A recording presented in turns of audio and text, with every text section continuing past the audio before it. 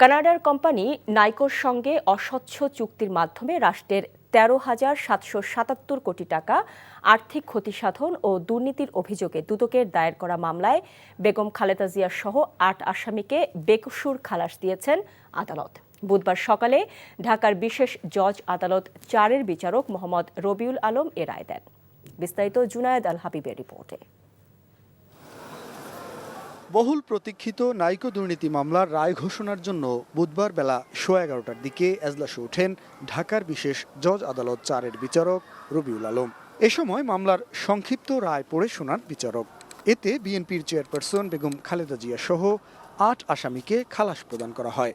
তিনি বলছেন পরিষ্কার করে যে বেগম খালেদা জিয়ার বিরুদ্ধে কোনো সাক্ষ্য পাওয়া যায়নি।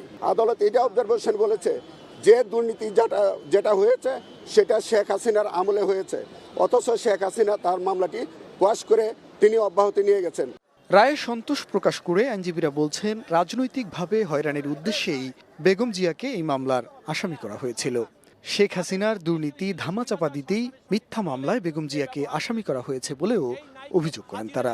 একই সঙ্গে দীর্ঘদিন আসামিদের হয়রানি করার কারণে রাষ্ট্রকে ভুক্তভোগীদের ক্ষতিপূরণ দেওয়ারও দাবি জানান আইনজীবীরা। আওয়ামী লীগ সরকার দুদককে ব্যবহার করে যে কাজটি করতেন সেটা হলো দুদককে বিরোধী রাজনৈতিক দলের বিরুদ্ধে ব্যবহার করেছে।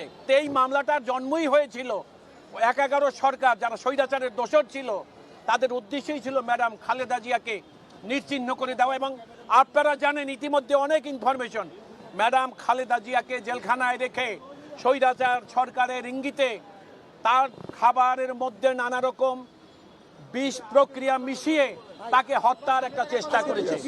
এই মামলায় 68 জন সাক্ষীর মধ্যে 39 জন সাক্ষ্য দিয়েছেন। তবে কেউই বেগম জিয়াকে দোষী করেননি বলে জানান বেগম জিয়ার আইনজীবী।